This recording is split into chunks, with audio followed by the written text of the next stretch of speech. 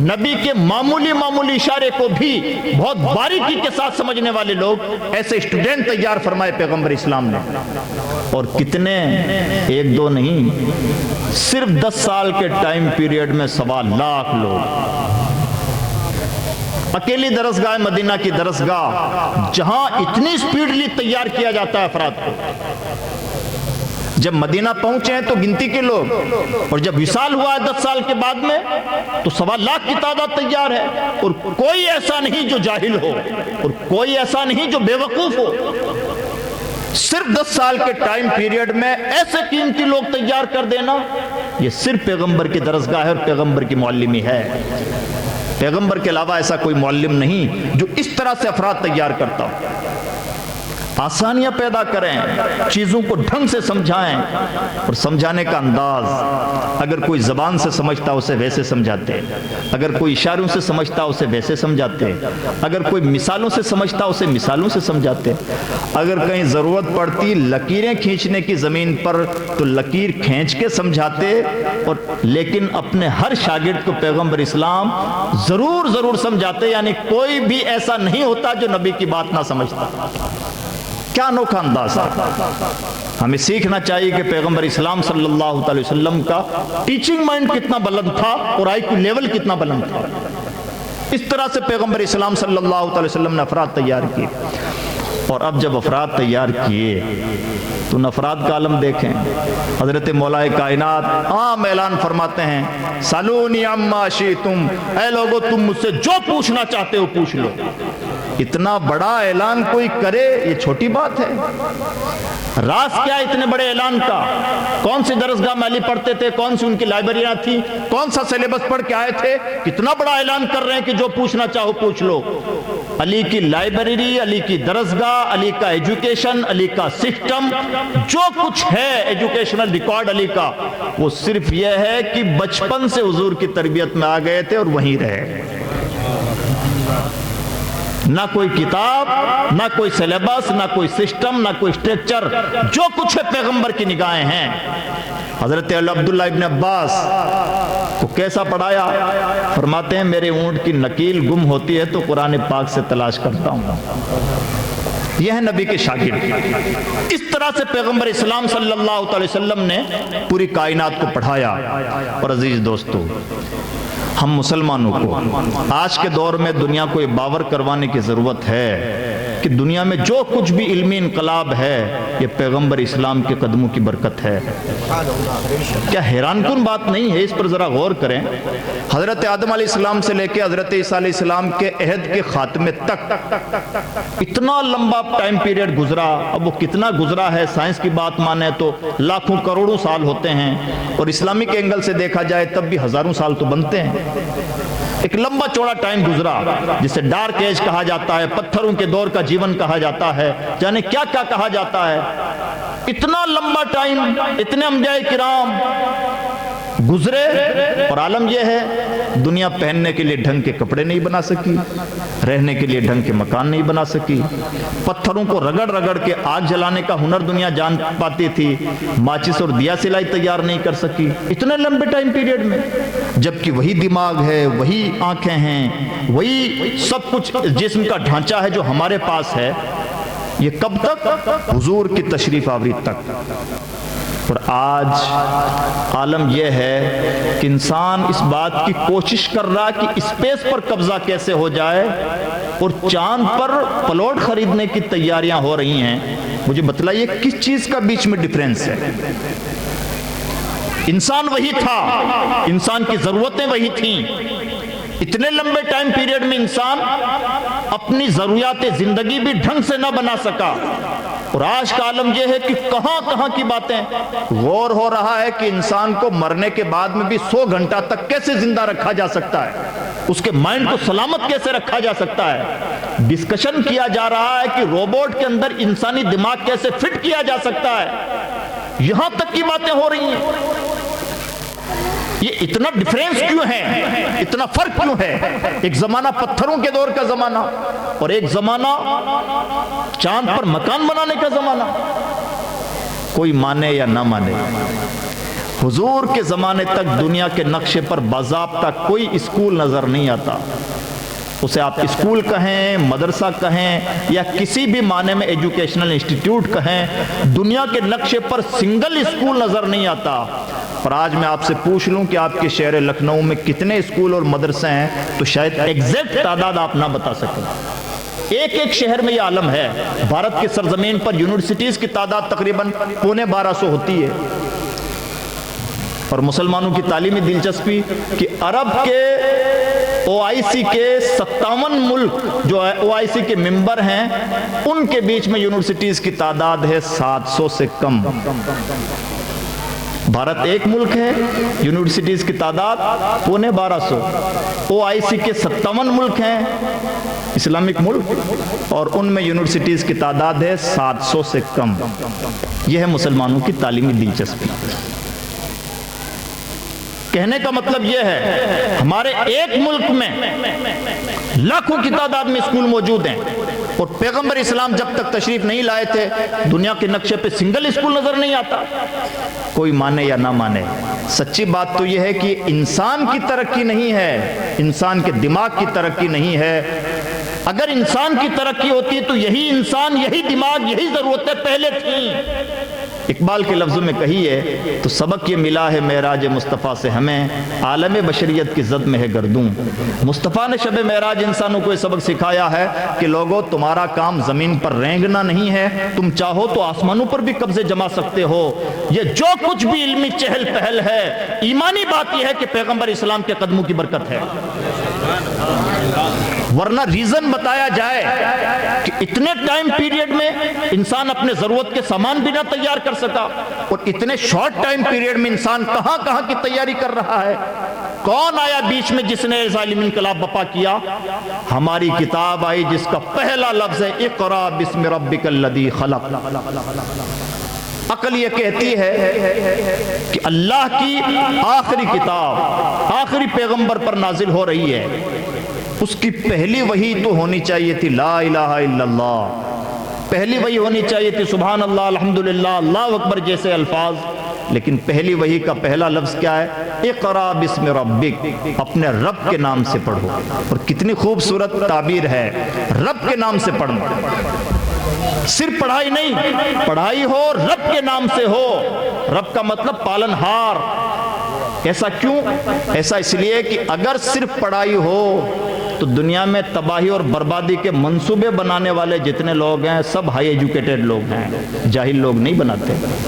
جاہل لوگوں کا ہی دماغ نہیں ہوتا، ہائی کوالیفائڈ لوگ ہیں جو دنیا کے لیے تباہی اور بربادی کے منصوبے بناتے ہیں۔ لیکن پڑھ لکھ کر کے دنیا کے لیے تباہی کے منصوبے بنا رہے ہیں، کیوں؟ اس لیے کہ صرف تعلیم ہے، بیچ میں رب کی ربوبیت کا واسطہ نہیں۔ اللہ رب العزت نے پڑھنے کے ساتھ رب کی ربوبیت کا واسطہ بیچ میں رکھا تاکہ پڑھائی دنیا کے لیے تباہی اور بربادی کے منصوبے نہ بنائے، بلکہ جب بھی انسان پڑھائی کرے تو یہ تصور موجود رہے کہ میرا کوئی رب ہے اور اس رب کی کوئی مخلوق ہے۔ اگر ہو سکے تو رب کی مخلوق کی خدمت کی جائے، اس کی پالن ہاری کا تصور سامنے رہے تو اللہ کی مخلوق کی خدمت میں انسان کی پڑھائی استعمال ہوتی ہے، اور رب کی ربوبیت کا واسطہ بیچ سے ہٹ جاتا ہے تو پڑھے لکھے لوگ بیٹھ کر کے بڑی بڑی کانفرنسز کرتے ہیں، دماغ سوزی کرتے ہیں اور دنیا کو برباد کرنے کے منصوبے بناتے ہیں۔ تعلیم بھی ہو، رب کی ربوبیت کا واسطہ ہو، اور پھر تعلیم انقلاب بپا ہو تو اس تعلیم انقلاب کا کیا کہنا۔ ہر موڑ پر مسلمانوں نے تعلیم انقلاب بپا کیا ہے پیغمبر اسلام صلی اللہ علیہ وسلم کے تعلیم انقلاب کی بدولت، اور یہ انقلاب پیغمبر اسلام کے زمانے میں ہی شروع ہو گیا۔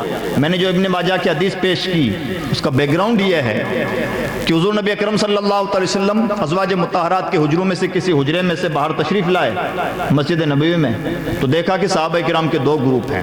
کچھ لوگ وہ ہیں جو قرآن پاک کی تلاوت کر رہے ہیں اور رب کی بارگاہ میں دعا کر رہے ہیں، حضور نے ان کی تحسین فرمائی، اور اس کے بعد میں دوسرے گروپ کو دیکھا کہ وہ پڑھ رہے ہیں، پڑھا رہے ہیں، تو حضور نبی اکرم صلی اللہ علیہ وسلم نے ان کو دعا دی اور ان کے ساتھ خود آ کے تشریف فرما ہو گئے۔ ادھر دعا ہے، ادھر خود ہیں۔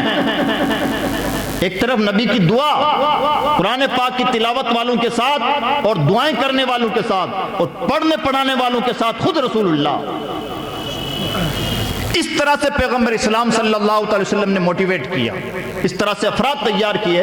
اس کا نتیجہ کیا ہے؟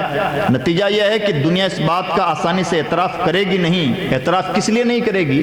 اعتراف اس لیے نہیں کرے گی کہ کوئی دوسروں کا اعتراف نہیں کرنا چاہتا۔ اگر ہمیں اپنے باپ داداؤں کی نہیں پڑھی ہے تو دنیا کو قطعاً نہیں پڑھی ہے۔ اور اس کی مثال دیکھنا ہو تو ہم انقلاب 1857 کو دیکھ لیں۔ ہم ہی اپنے باپ داداؤں کو نہ منوانا چاہیں تو دنیا کاہے کو اعتراف کرے گی؟ نتیجہ کیا نکلا کہ جب بھارت آزاد ہوا تو ہر بڑی چیز، چاہے وہ دانشگاہیں ہوں، ایئرپورٹ ہوں، گورنمنٹ کی اسکیمز ہوں، شاہراہیں ہوں، سب منسوب ہیں کسی اور سے۔ جنہوں نے خون دیا تھا ان کے نام سے کچھ بھی نہیں۔ کیوں؟ ایک ادیب نے بڑا اچھا جملہ بولا تھا، فضل خیر آبادی کا سب سے بڑا قصور یہ ہے کہ وہ اس قوم کا فرد تھا جو اپنے مردوں کو صرف دفنانا جانتی ہے۔ اگر ہم ہی دنیا کو باور نہ کروائیں گے تو دنیا آسانی کے ساتھ اعتراف نہیں کرے گی۔ ہاں، پیغمبر کی تعلیمات میں اتنا دم خم ہے کہ دنیا اسے ماننے پر خاموشی کے ساتھ مجبور ضرور ہے۔ کاش ہماری غیرت اسلامی بیدار ہو، غیرت امت بیدار ہو، ہم دنیا سے اعتراف کروا سکتے ہیں۔ اور اس کا میں تازہ اگزامپل دینا چاہوں گا۔ چائنا کا جو نیشنل علاج ہے وہ ہے کپنگ تھیراپی، نیشنل علاج۔ ہر ملک کی کچھ نہ کچھ نیشنل چیزیں ہوتی ہیں۔ چائنا کے نیشنل علاج ہے کپنگ تھیراپی، اس کو عربی میں بولا جاتا ہے حجامہ، اور یہ ہے پیغمبر کی سنت اور عظیم ترین سنت۔ مجھے یہاں پر پڑھے لکھے لوگوں کے بیچ میں یہ کہتے ہوئے دکھ ہے کہ حضور کی اس سنت کو آج چائنا نے، اور چائنا نے کیوں اپنایا؟ آبادی سب سے زیادہ ہے، آبادی زیادہ ہونے کی وجہ سے جگہ تنگ ہے، جگہ تنگ ہونے کی وجہ سے بیماریاں زیادہ ہیں، تو انہوں نے کوئی ایسا انوکھا علاج تلاش کرنے کی کوشش کی کہ جس علاج کی وجہ سے بیماریوں کی جڑ کٹ جائے۔ اس نتیجے پہ پہنچے کہ حجامہ کو اپنا لو، یہ ایک ایسا علاج ہے، ایسا پیشگی علاج ہے کہ اس کی وجہ سے بیماریوں کی جڑ کٹ جاتی ہے۔ یہ ہے پیغمبر کی سنت۔ کہیں ڈھنڈورا نہیں پیٹتے، کرتے کیا ہے؟ آپ نے بھی دیکھا ہوگا، اب تو آہستہ آہستہ حجامہ سینٹر کھل رہے ہیں ہمارے یہاں بھی۔ تو اس کے جو کپ ہیں، جو پوری میتھڈولوجی ہے وہ چائنا نے ڈیولپ کی ہے، اس کے کپ بنائے ہیں، اس کی سوئیاں بنائی ہیں، سب کچھ انہوں نے ڈیولپ کیا ہے۔ ہاں، نبی کا نام کہیں بیچ میں نہیں لیا۔ اور کیوں لیں گے؟ کیوں لیں گے؟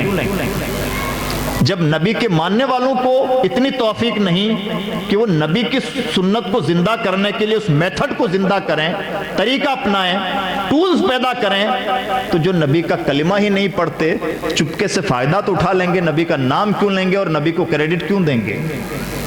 دنیا کبھی نہیں کہے گی کہ جب دانت کا علاج کرتے کرتے ڈینٹل کالج فیل ہو جاتے ہیں تو مسواک کی ایک لکڑی دانت کی 70 بیماریوں کا علاج کر ڈالتی ہے۔ ہمیں نہیں پڑھی ہے تو دنیا کو کاہے کو پڑھی ہے؟ یہ ہے پیغمبر اسلام کی تعلیمات۔ اور تعلیمات کا دوستو عجیب عالم ہے، کچھ باتیں تو بڑی جذباتی ہوتی ہیں۔ میں ایران میں موجود تھا 2015 میں 15 دن تک۔ وہاں پر ہماری ایک حکیم سے ملاقات ہوئی، وہ وہاں کے نیشنل حکیم ہیں، کئی ایوارڈ، بڑے بڑے ایوارڈ دنیا کے ان کے نام ہیں۔ کہانی کیا ہے مختصر سے سن لیں تاکہ ہمارے دل میں احساس ہو کہ پیغمبر کی تعلیمات کتنی قیمتی ہیں اور نبی کہاں کہاں جا کے رول ماڈل بن سکتے ہیں۔ ہو سکتا ہے یہاں پر ڈاکٹر حضرات کو، پڑھے لکھے لوگوں کو لگے کہ مولانا لوگوں کے لیے، دیندار لوگوں کے لیے نبی رول ماڈل ہو سکتے ہیں، آئیڈیل ہو سکتے ہیں، لیکن میڈیکل سائنس میں نبی رول ماڈل کیسے ہوں گے؟ تو سنیں ان حکیم صاحب کی کہانی کیا ہے۔ کئی دن ٹائم لینے کے بعد میں ہمیں 4-5 منٹ ان کا ٹائم ملا، ایک دن ان سے گفت و شنید ہوئی۔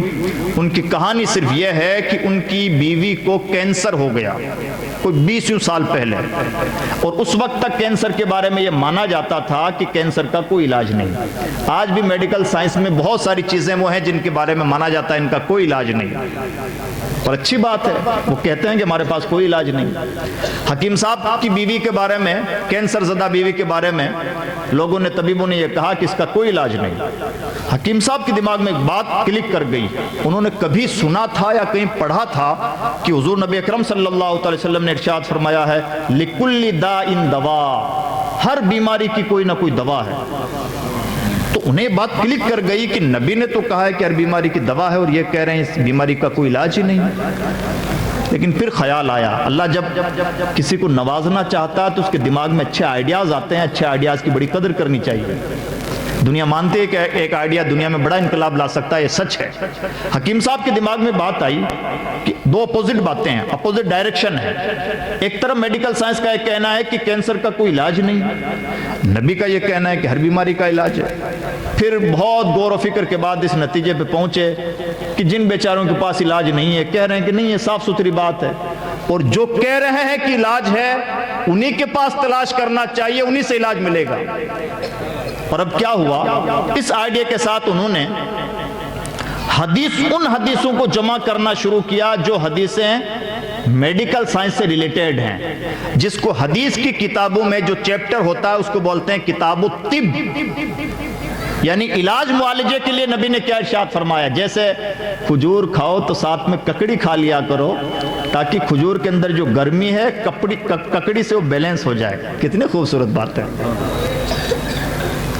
فرمایا گیا شہد میں موت کے علاوہ ہر بیماری کا علاج ہے۔ بتائیے ہے کوئی اتنا بڑا ڈاکٹر جو موت کے علاوہ ہر بیماری کا علاج بتاتا ہو؟ پیغمبر اسلام کی اس طرح کی حدیثیں ہیں، کلونجی میں موت کے علاوہ ہر بیماری کا علاج، مسواک میں کون سے علاج چھپے ہوئے ہیں، کھانے کی شروعات اور کھانے کی اینڈنگ نمکین چیز سے کرنا چاہیے، اگر کھانے میں مکھی گر جائے تو اسے ڈبکی لگا کے پھینک دینا چاہیے۔ یہ وہ تمام چیزیں ہیں، اور اس طرح کی درجنوں احادیث نہیں بلکہ سینکڑوں احادیث ہیں جو میڈیکل سائنس سے ریلیٹڈ ہیں۔ اس بندے نے بلا کی محنت کی، پہلا کام یہ کیا کہ الگ الگ حدیث کی کتابیں تلاش کر کر کے ان حدیثوں کو جمع کرنا شروع کیا جو میڈیکل سائنس سے ریلیٹڈ ہیں۔ اور آپ کو یہ سن کر حیرانی ہوگی کہ اس اکیلے بندے نے کتاب الطب کے نام سے کئی جلدوں میں کتاب تیار کی ہے جس میں صرف میڈیکل سائنس سے ریلیٹڈ 11,000 حدیثیں جمع کی ہیں۔ یہ چھوٹا کام نہیں ہے۔ اب بھی وہ کتاب الطب کے نام سے وہ کتاب ایران میں مل جاتی ہے۔ تہران کے نزدیک ایک شہر ہے قم، وہاں کے وہ رہنے والے ہیں۔ تو ان حدیثوں کو پہلے تو انہوں نے جمع کیا، اب اس کے بعد کیا کیا، اب دیکھیے اللہ کی رحمت کیسے دستگیری کرتی ہے۔ اب وہ حدیثیں جمع تو ہو گئیں، یہ تو حدیث میں بیان ہو گیا کہ شہد میں موت کے علاوہ ہر بیماری کا علاج ہے، لیکن اب اگر ہمیں مان لیجئے کہ بخار کا علاج شہد سے کرنا ہے تو کیسے کریں، یہ گائیڈ لائن کہاں سے ملے؟ لیکن جب بندہ اتنی محنت کرتا ہے تو اللہ کی توفیق کہاں کہاں دستگیری کرتی ہے ہم اندازہ بھی نہیں لگا سکتے۔ اللہ ہمیں توکل عطا فرمائے اور شعور عطا فرمائے۔ اسلام کی خوبصورتی یہی ہے کہ جو اسلام کی طرف 2 قدم بڑھاتا ہے اللہ کی رحمت 5 قدم اس کا استقبال کرتی ہے۔ اب انہوں نے ان حدیثوں پر غور و خوض اور ریسرچ شروع کی۔ سب سے پہلے تو اپنی کینسر والی بیوی کا علاج کیا، اور اس کے بعد انہوں نے دوائیں بنانا شروع کی۔ انہوں نے مجھ سے براہ راست یہ کہا میں صرف ان بیماریوں کا علاج کرتا ہوں جس کے بارے میں میڈیکل سائنس کا یہ کہنا ہے کہ لا علاج ہے۔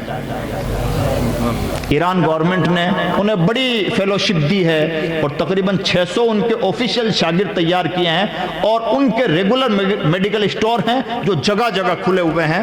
کینسر جیسی بیماریوں کا ویسے علاج کرتے ہیں جیسے کوئی نزلہ اور زکام کھانسی کا علاج کرتا ہے۔ یہ میں ایک غلام کی، اس صدی کے غلام کی مثال دے رہا ہوں۔